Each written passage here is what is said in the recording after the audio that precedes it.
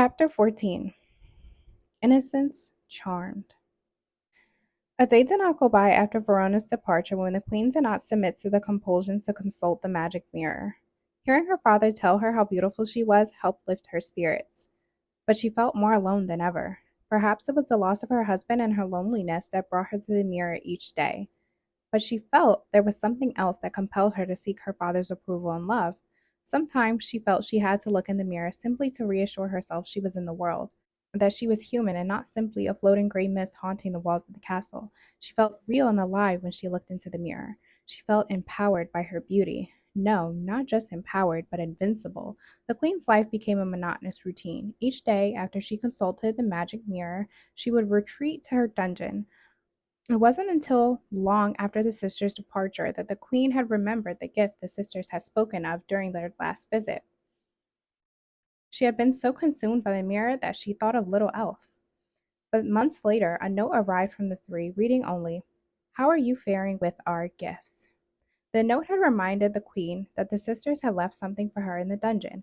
Perhaps it was something that might take her mind off of the mirror, or maybe it was something that possessed a similar power and might only accentuate her magical abilities. In the dungeon, the queen discovered a worn old trunk. She opened it and bats flew out at her. But she quickly lifted her cape to guard herself from the sickening beast. Then she discovered the gifts: books of spells and incantations, vials of strange things, mummy dust, toad eyes, sleep crust, beakers and mortars and pestles, and a cauldron. The queen quickly became greatly interested in the books and soon learned how to use them in concert with the strange things the sisters had left behind. Her first spells were clumsy and didn't work very well when they worked at all.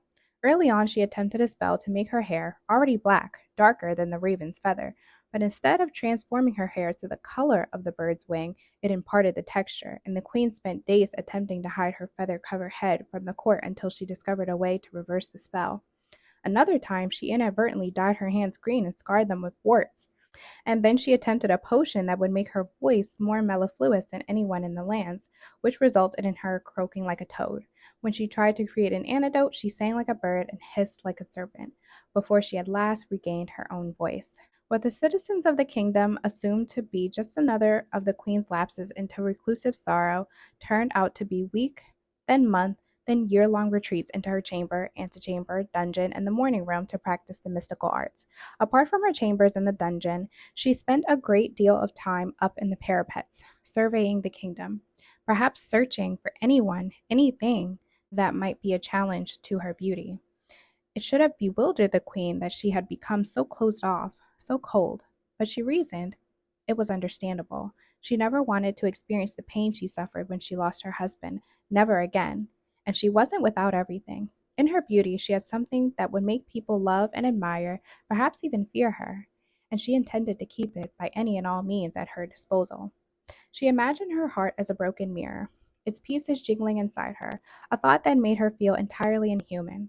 She had become distant with those she once loved. Even her daughter, Snow White, was held at a remove, for the queen's fear of shattering her heart altogether should anything happen that might rip Snow from her world. She couldn't bring herself to spend more than a few moments in the girl's company, for with every passing year, Snow's beauty increased, and the queen began to feel something other than love for the girl, something terrible. But she could not think about that. One early morning, years after the king's death, a knock came at the queen's door. It was Tilly, the queen's lady in waiting, since Verona had been sent away from the court so long ago. Tilly always spoke quietly, and this, the very thing that Snow loved about the woman, was resented by the queen, who viewed it as evidence of a weak nature. "My queen, where would you like to break your fast?" Tilly asked. The queen looked frustrated, and Tilly winced in anticipation. "In the great hall, of course, stupid girl. I've been taking my meals in there since you have been here." Tilly looked distraught. "What is it, Tilly? Come out with it," the queen barked at her. "It's just that Snow White mentioned wanting to have breakfast in the morning room. She thought it would be a nice change." The queen smirked, and she asked the poor girl, "Is Snow White queen of these lands?" Tilly looked nervous. "No, my queen, you are, of course." The queen went on. "Then please have my meal brought to the great hall and tell Snow White she is expected to break her fast with me." "Yes, my queen. I will have one of the women bring in your bath water now." "That will be all, Tilly, thank you." The queen wondered how she could be surrounded by such feather headed women. Surely she wasn't so insolent when she was young. Breakfast in the morning room, indeed. The queen emerged from bed, opened her curtains, and looked out on the courtyard. Snow was sitting at the well, the queen's well, feeding the bluebirds. She had become a beautiful young woman. Snow didn't seem to notice, but a handsome young man was riding by on the grounds and stopped his horse so he might look upon her. He seemed spellbound by her loveliness. Indeed, he looked as though he was falling in love right there and then. The queen shut the curtains with a firm pull and went to the mirror. Magic mirror on the wall, who is the fairest one of all? You, my queen, are fairest. The queen smiled, but something within her felt cold and icy. Something disturbed her about this man approaching Snow White. Jealousy? Was that what had compelled the queen to rush to the mirror? Was she resenting Snow for her beauty, her youth, or was it more benevolent? Was she protecting Snow from love? After all, look where love had left the queen. The queen made her way down to the great hall. She had come to love this room for the very things that caused her discomfort about it when she had first arrived. It was cavernous and commanding.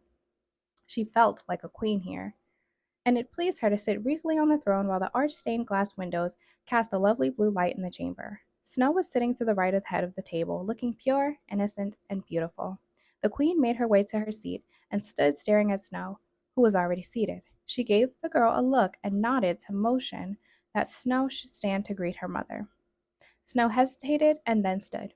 Good morning, mother. Good morning, Snow. The queen took her seat and motioned for Snow to do the same. So I hear you would prefer to break your fast in the morning room, she said.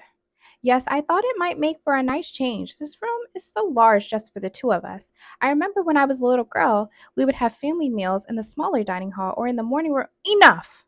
The queen snapped.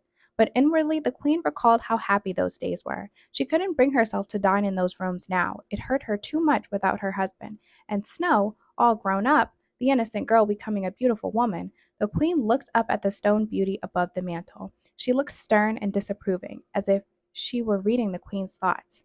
I prefer this room, Snow. We have gone over this before. If you'd like to take your meals in the morning room, then by all means do so. It matters not to me where you break your fast, but I will not be joining you.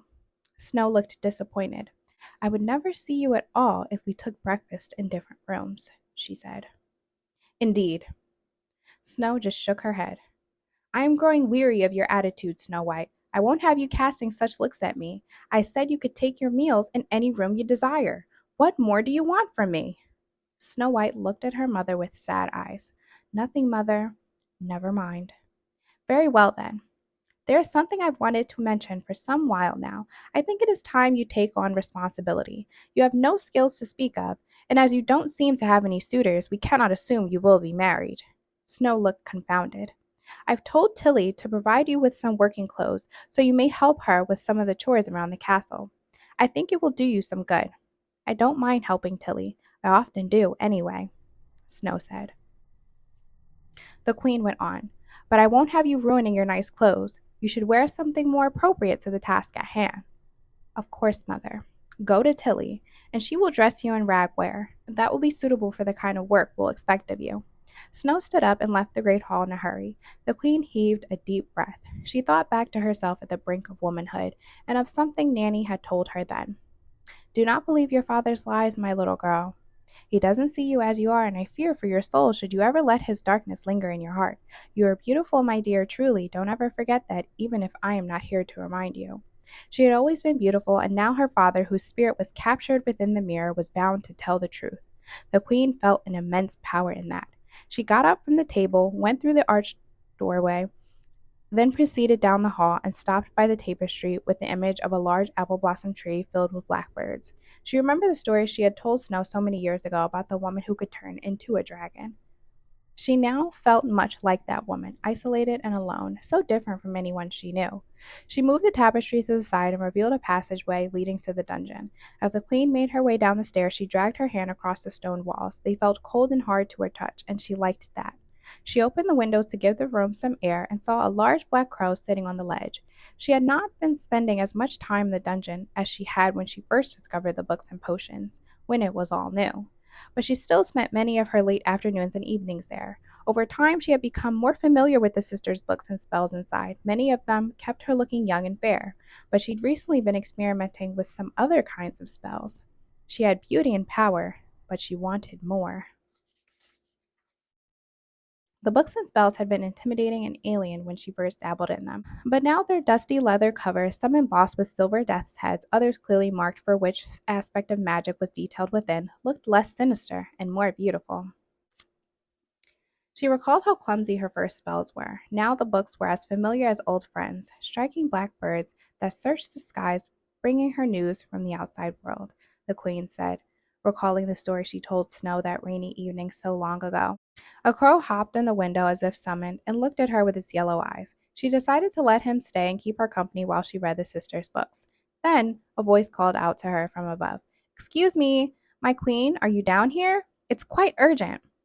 The queen was angry at herself for ever telling Tilly where she was spending her afternoons.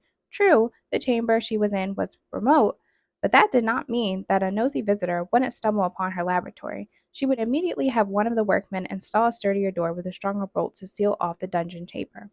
"Yes, Tilly, I will be right up." The queen patted the crow on its head and then ascended the stairs to see what the fuss was all about. Tilly looked unusually distressed. "What is it, then?" the queen asked. Tilly just stood, shaking, unable to speak. "Come out with it, girl." The servant finally found her voice.